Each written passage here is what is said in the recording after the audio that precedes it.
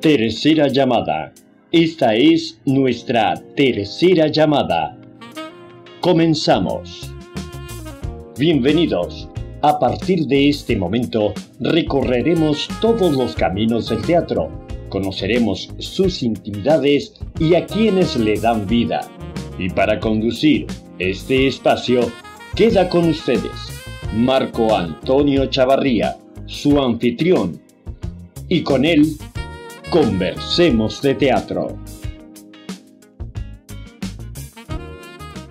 Hola, ¿qué tal? Buenas noches. Qué gusto que nos esté acompañando como todos los sábados en su programa Conversemos de Teatro. Le damos la más cordial de las bienvenidas. Nosotros, respetando los lineamientos del Ministerio de Salud, nos mantenemos en casa y hoy traemos para ustedes un invitado de lujo que les invito a conocer a partir de este momento. Ya regresamos. Hoy tendremos la posibilidad de conocer en detalle la muy vasta carrera de nuestro invitado. Su voz ha llenado los escenarios no solamente en los teatros, sino también en la televisión y principalmente en la radio.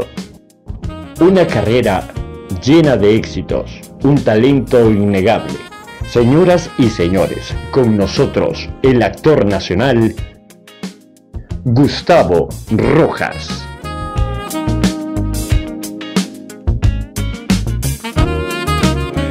Como se los dijimos hace un momento, tenemos el grandísimo honor de contar hoy con el gran actor nacional Gustavo Rojas, al que le damos la más cordial de las bienvenidas. Gustavo, un honor tenerte en el programa. Espero que lo disfrutes tanto como el público sé que lo va a disfrutar. El placer y el honor es mío de ser uno de tus invitados en este programa que evidentemente está marcando una ruta interesante, una ruta casi que histórica en cuanto a ese rastreo que estás haciendo de personas que nos hemos dedicado y llamamos esta extraña actividad artística llamada teatro. Pues sí, un honor, la verdad. Comentaba con algunos de nuestros invitados anteriores que nuestra consigna es devolverle al teatro el lugar que nunca debió haber perdido, el lugar primordial. Yo tuve la oportunidad hace algún tiempo de saborear las mieles del teatro, estar en un escenario, recibir el aplauso del público, y eso enamora para siempre. Es una miel de la que uno se vuelve un adicto perenne. Y entonces, pues, indiscutiblemente, pues esta es nuestra misión. Pero vamos a entrar en materia con vos, Gustavo, que el tiempo es el peor enemigo. Adelante, adelante. Gustavo, de primera mano tuya, quisiéramos conocer dónde naces, dónde haces tus primeras travesuras, en qué escuela, qué colegio estuviste, cómo fue tu infancia.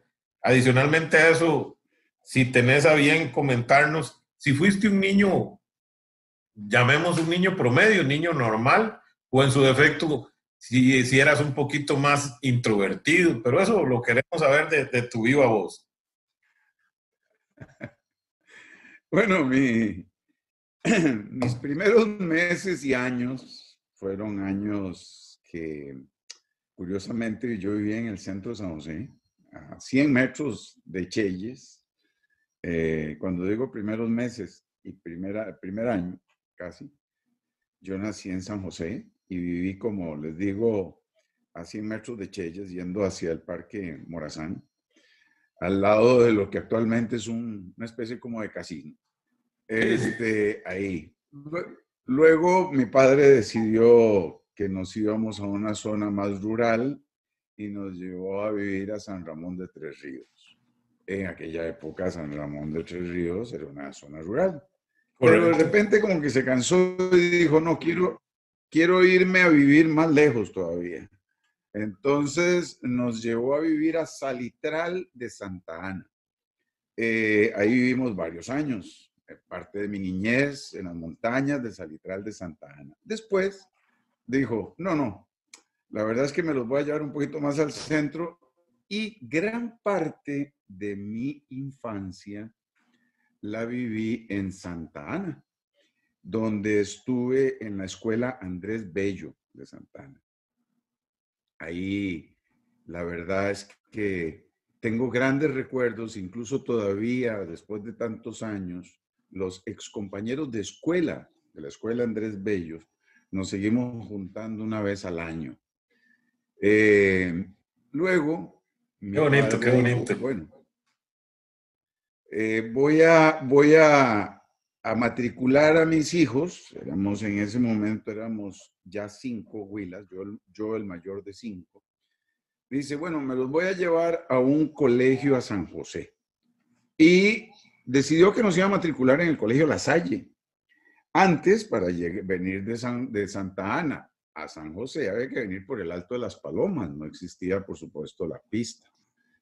Y desembocaba uno precisamente en la Sabana, ¿verdad? Viniendo de Santa Ana a San José, y desembocaba, y ahí quedaba La Salle. Todavía queda, pero queda atrás. Ahora queda el Ministerio de Agricultura. Correcto, ahí está el Maga. Vean qué curioso. Vean qué curioso.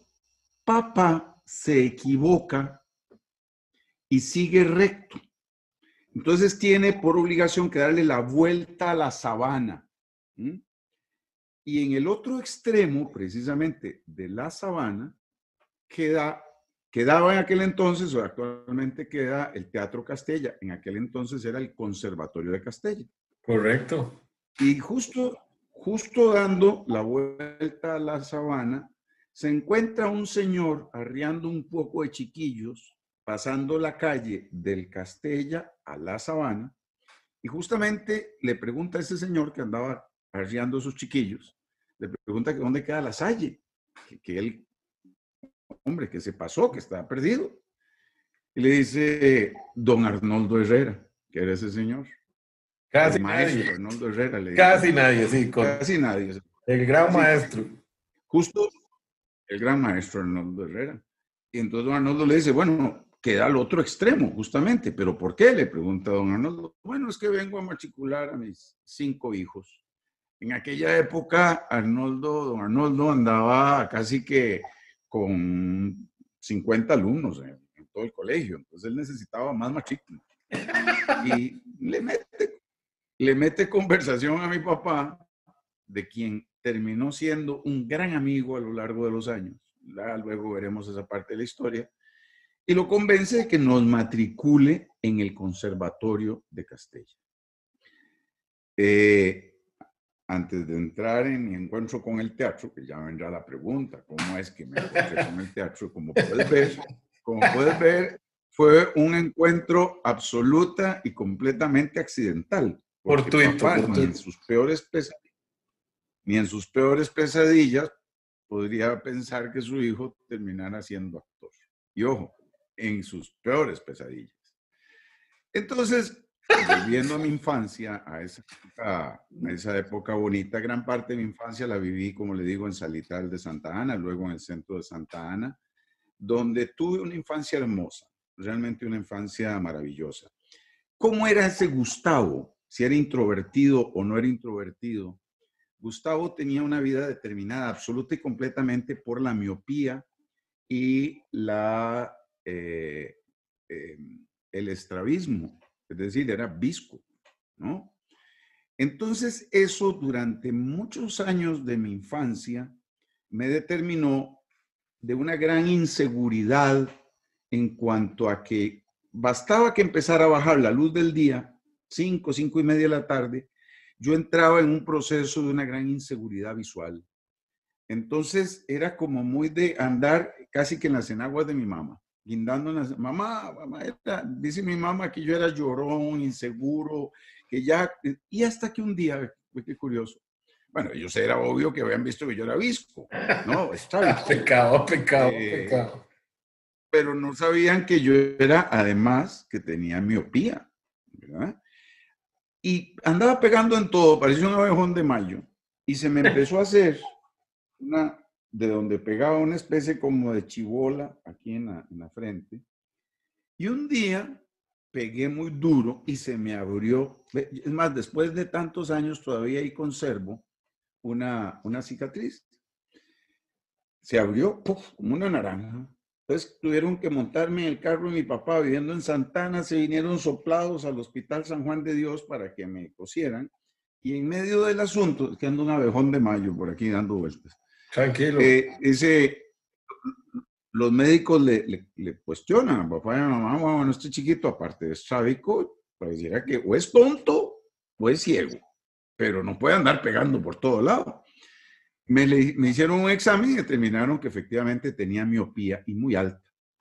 Bueno, eso, ¿por qué es para mí importante? Porque desde que yo tengo casi que memoria, usaba los famosos culos de botella, ¿no? Sí, sí. Entonces, Muy grosero. eso hizo que yo nunca fuera, ¿sí? Eso siempre hizo que yo no fuera el joven deportista, el atlético, ¿verdad? Entonces, más bien siempre fui como espectador de los deportes, porque cada vez que me metía a jugar alguna cosa me quebraban los anteojos. Y era una lista de anteojos que llevaba cada mes para que mi tata me dijera, otra vez te quebraron los anteojos. Eso hizo, formó mucho mi manera de ser. Vea usted qué curioso. Fui espectador del deporte. Hizo que fuera más o menos retraído en cuanto a la relación, ¿verdad? Esa cosa, como ahí viene el Cuatro Ojos, ahí viene el Visco, ahí viene Magú. Había todo un bullying muy jodido, muy jodido. Cuando yo entré al Castella, le estoy hablando que ya a esas alturas yo estaba en 6º grado de la escuela, me encontré un mundo maravilloso, y ahí pasamos al otro segmento de mi vida. Un mundo donde sin querer, repito, por accidente de mi padre, me encuentro con el mundo del arte. Un mundo sensible a lo que para mí era importante. Esa cosa, ahí nadie me decía que por qué no jugaba fútbol, ¿verdad? Ahí nadie tenía problemas de si yo era más bien dado a la lectura, más bien era como lo normal. Y se convirtió mi campo de juego, era el escenario, porque precisamente en esa época, y hasta luego muchos años después fue que nos pasamos al Barrial de Heredia, durante toda esa época de escuela y luego colegio, era un espacio muy pequeño, muy reducido, y salvo contadas excepciones, don Arnoldo nos dejaba salir a jugar a la sabana, pero el colegio como colegio no tenía patio, ¿ok? Entonces, el campo de juego siempre fue el escenario. Para mí ese es un espacio que desde que me empecé a formar en esta historia es un espacio lúdico, es un espacio de juego, un espacio creativo, es un espacio que me es absoluta y completamente familiar el tema del escenario. Por supuesto, pasé por guitarra, por piano, por solfeo, por pintura, por ballet, por todo lo que uno puede en el Castella pasar, ¿verdad? Y siempre como que tenía vocación de actor. Siempre don Arnoldo, que en eso tenía un gran olfato, me decía, mire, Rojas, me decía, usted como que no es muy bueno para el asunto de la guitarra, y yo veo que usted como que para el piano tampoco.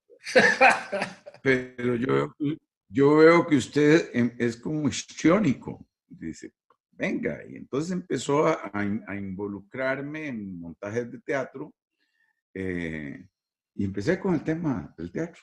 Bueno, ahí te estoy contando una parte sustancial de cómo fue que me encontré con este mundo maravilloso del teatro. Muy rico recorrido, Gustavo. Ahí, por supuesto. Muy rico recorrido. Y bueno, yo no suelo decir que fue casualidad, sino fue causalidad. Todo tiene una causa y un porqué en la vida. Eso se lo aprendí a mi señora madre, que Dios goce. Ella me decía, todo tiene una causa, todo tiene un porqué. Ve vos lo que te tenía dispuesto la vida, que te llevó sin querer a encontrar lo que iba a ser tu carrera, tu vida. ¿Quién sabe cuántos años habrían tenido que pasar para que yo me encontrara con el teatro? O posiblemente,